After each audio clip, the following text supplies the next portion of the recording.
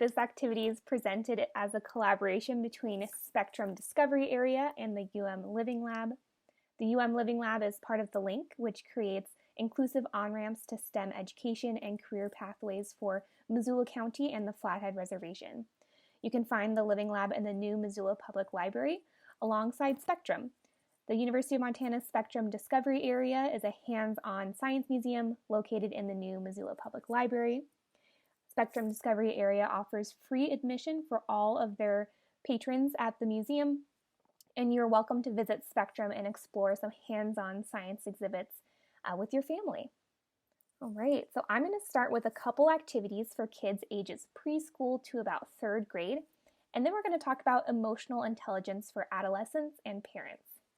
So if you're a parent or an older kid, you can go ahead and skip ahead to that part. All right, so for everybody who's staying on, my name is Shaylee. I'm a psychologist at the University of Montana. Psychologists do science to learn about how people think and feel and behave. And today, we're all going to practice being psychologists by playing some fun games.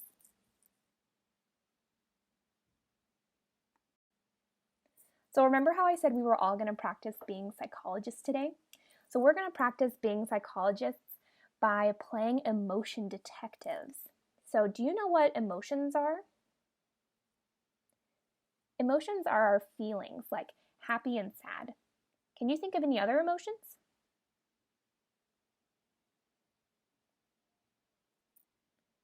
All right, awesome. Great job. So now I'm going to show you some pictures of people's faces, and I want you to guess what emotion they're feeling. All right, do you see this face? Can you make this face for me?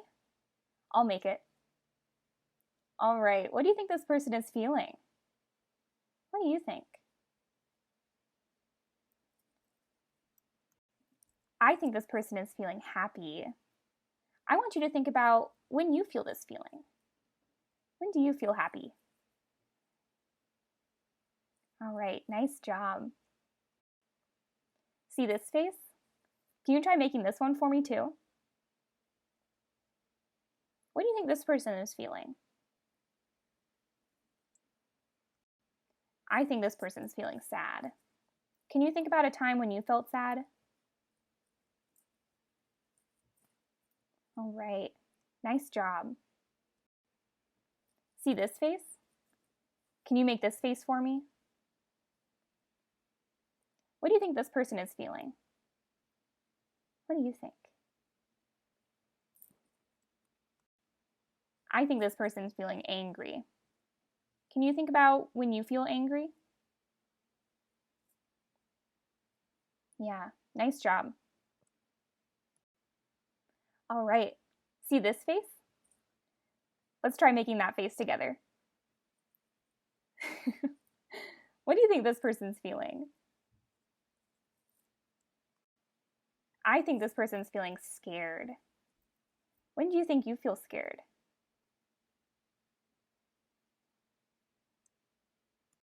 Nice job.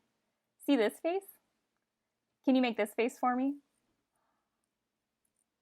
What do you think this person's feeling?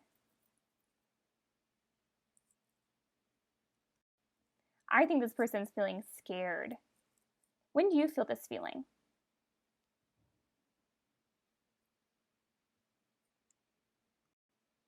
All right, see this face? Can you make this face for me? What do you think this person is feeling?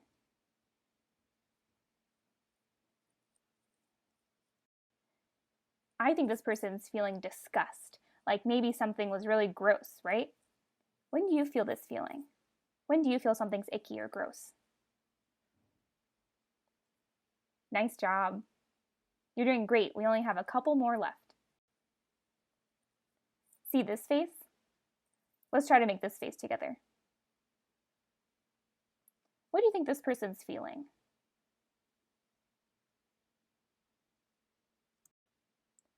I think this person's feeling guilty. Like maybe they did something wrong and they're feeling guilty about it. Have you ever felt this way?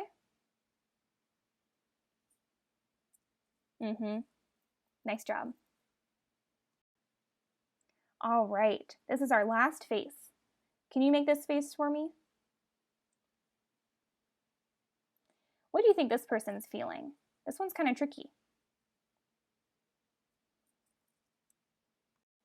I think this person is feeling contempt. Contempt is when you think that something is not cool and that you're better than that. Like if I see someone being a bully, I might feel contempt toward the bully because I think bullying is not cool, right? When do you feel this feeling? All right, nice job. Here are all of the emotions that we talked about today. 1 through 8. We've got number 1, happy. Number 2, sad. Number 3, angry. Number 4, fear. Number 5, surprise. Number 6, disgust. Number 7, guilt. And number 8, contempt. So now I have another game for you, emotion detectives. I'm going to tell you a story about a person, and I want you to guess which emotion they're feeling out of these 8 emotions. It was Cameron's birthday. All of their friends came over to celebrate. Cameron ate cake and got lots of nice presents. Cameron jumped up and down and clapped their hands. Which of these 8 emotions do you think Cameron is feeling? I think Cameron is feeling number 1, happy. Nice job. All right, here's our next story. Tamika was walking down the street eating her favorite flavor of ice cream when it fell on the sidewalk. She had tears in her eyes and she wanted a hug. Which of these emotions do you think that Tamika is feeling? What do you think? I think Tamika's feeling sad that she dropped her ice cream. All right, here's our next story. Damien was eating dinner with his family when his brother flung a clump of mashed potatoes at his face, and the mashed potatoes got stuck in his hair. Damien stomped his foot and yelled at his brother. What do you think Damien is feeling? I think Damien's feeling angry. All right, here's our next story. Saoirse was in the car with her family, and Saoirse thought that they were going to go to the grocery store, but they went to the water park instead. Saoirse couldn't believe it. Which of these 8 emotions do you think Saoirse is feeling? I think Saoirse is feeling surprised. She might even be feeling a little bit happy too. All right, you guys are doing so good. Here's our next story. Keiko was eating a sandwich. All of a sudden, she realized there was a bug crawling on her sandwich. She spit it out as fast as she could and threw her sandwich away, and she did not want to touch that sandwich anymore.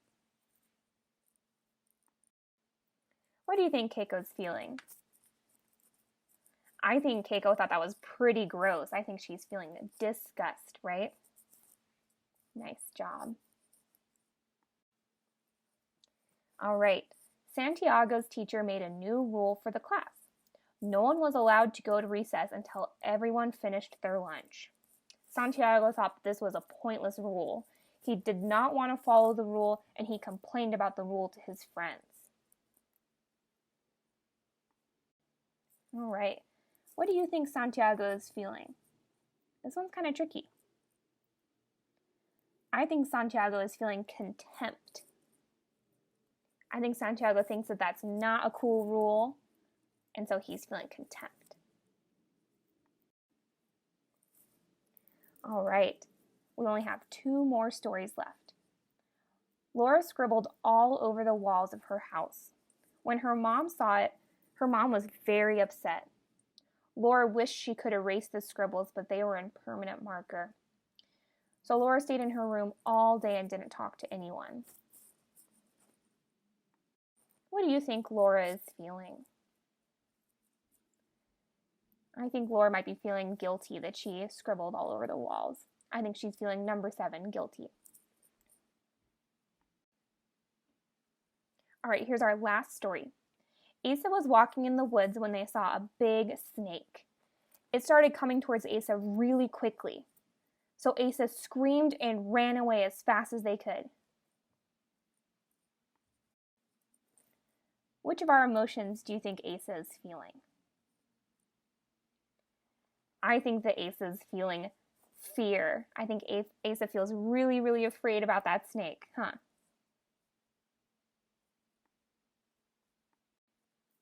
All right, that's it for our activities today. You are such great emotion detectives.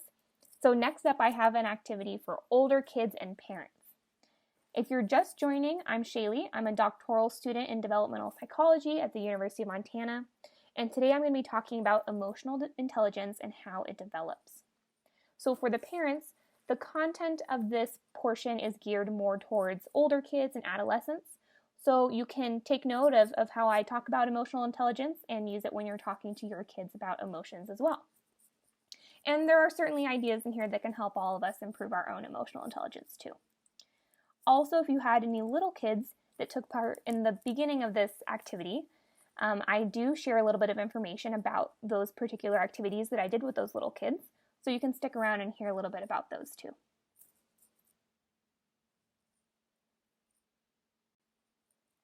Okay, so let's talk about emotional intelligence.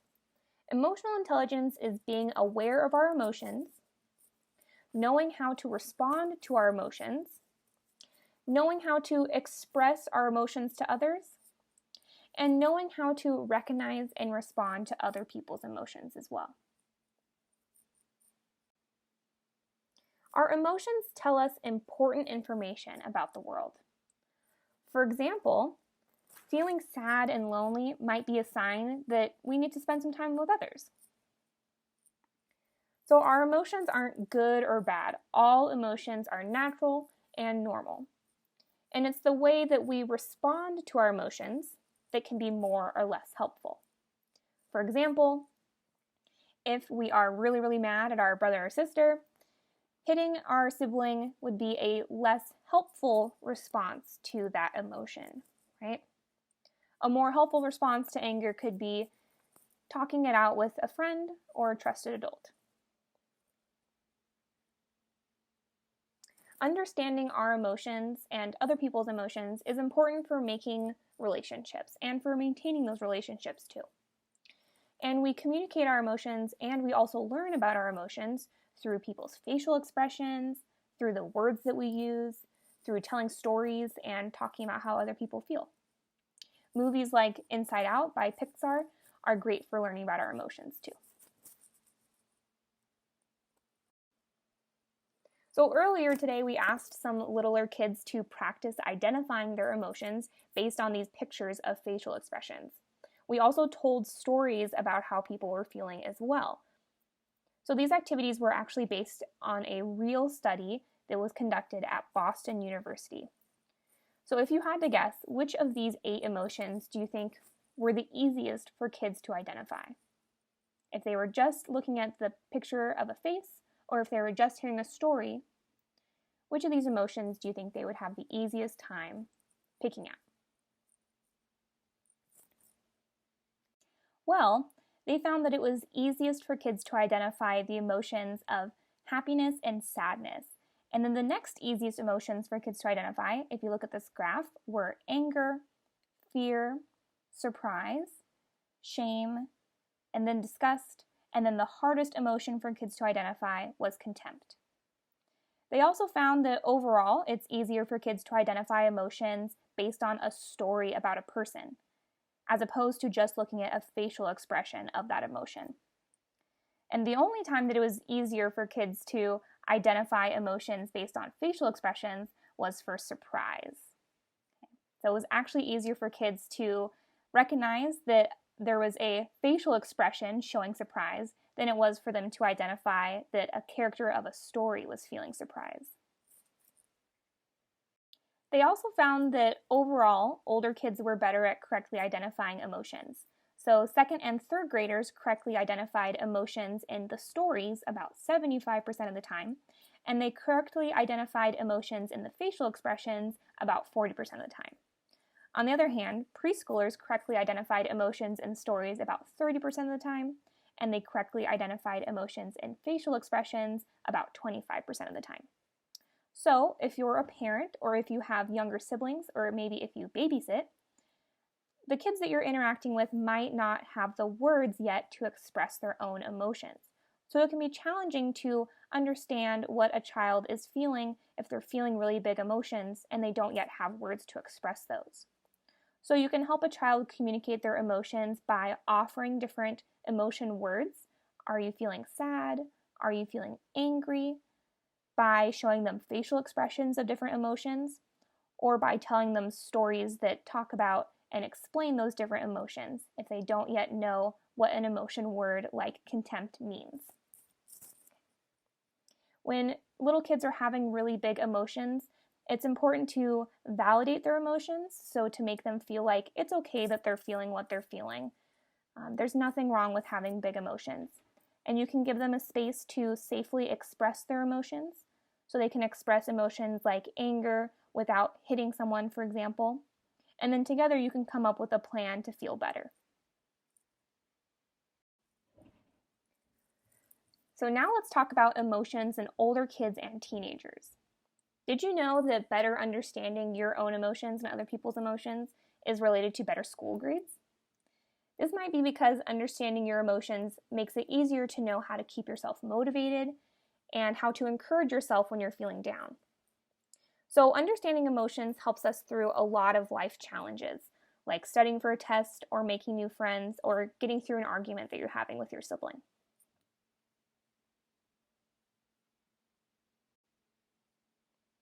The first step to improving emotional intelligence is paying attention to your own emotions. So you can practice pausing and asking yourself, how do I feel right now? Right? At any point throughout the day. You might even notice that you're feeling a mixture of emotions. Like you might feel a little bit nervous and also a little bit excited that you get to go to a new summer camp.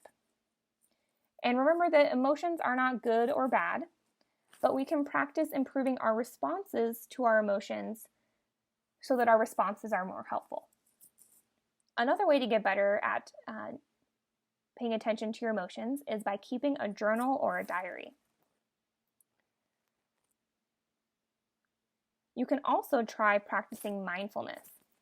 So mindfulness is being aware of our thoughts and our feelings, but not judging those thoughts or feelings, right? So to practice this, let's do a mindful activity together. So often we're caught up in life's demands with no time to stop, but becoming more aware of your own thoughts and feelings and what's around you, and accepting the present moment can help improve your mental health and well-being.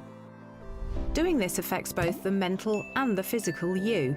Some people call this being more mindful.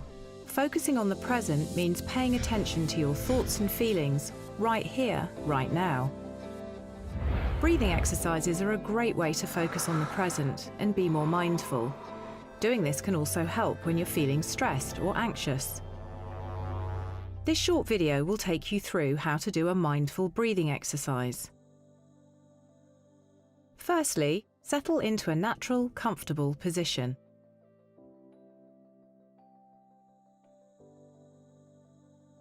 When you're ready, take a deep breath in and a deep breath out.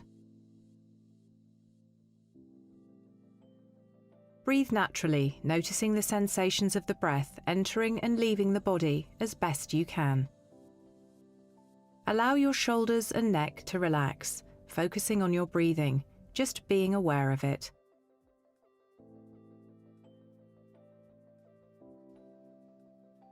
Focus on how your body feels. What sensations do you notice? Do you feel your feet on the floor or the feeling of your clothes on your skin?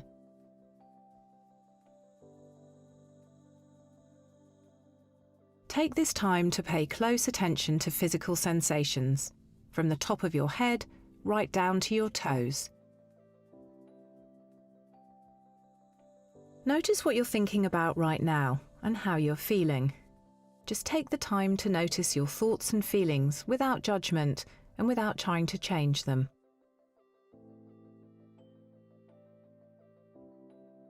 When you're ready, take one more breath and try to bring this awareness with you into the next moments of your day. Breathing techniques like this one can help to center you in the moment at any time and connect you with the present, which can help if you're feeling stressed or anxious. All right, excellent. That might have been a little bit of a difficult exercise, but it's important to keep practicing, right? Mindfulness is definitely a practice and something that you can get better at over time.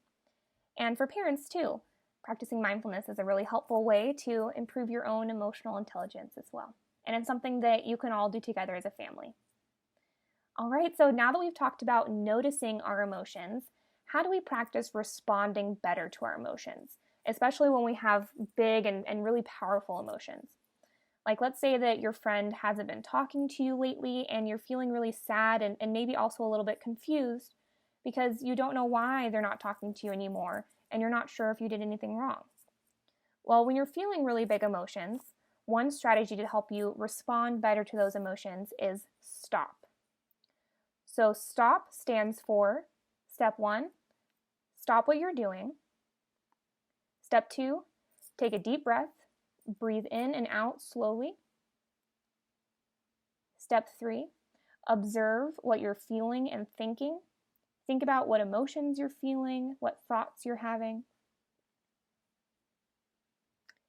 And then take a step back. Think about the situation from the outside. Imagine that you're watching a TV show where you are one of the characters in that TV show. And imagine what you would think about the situation if you were observing it from the outside. What are all the characters feeling? And step 5, proceed. Now that you've stopped and taken a breath, thought about the situation, what's the best way to respond to this emotion that you're feeling? For example, would yelling at your friend improve the situation? Maybe not. So there are better ways that you can communicate your emotion with your friend to make the situation better. Maybe you can talk it out with them, explain what you're feeling, and work together to try to fix it. And for parents as well, once again, this is a practice that you can use in your own lives and a practice that you can try together as a family. All right, thank you all so much. That's all that I have for us today. Be sure to visit the Living Lab and Spectrum in the new Missoula Public Library once they're open. And for more information about emotional intelligence, you can find that at positivepsychology.com/teaching-emotional-intelligence. All right, thanks again. Bye-bye.